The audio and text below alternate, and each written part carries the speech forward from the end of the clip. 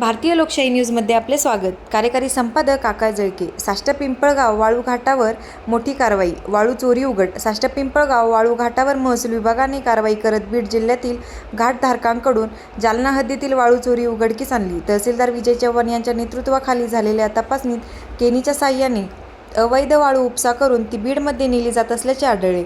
घाटावर मजुरांऐवजी डोजर व मशीनचा वापर करून मोठ्या प्रमाणात उत्खनन केल्याचेही समोर आले।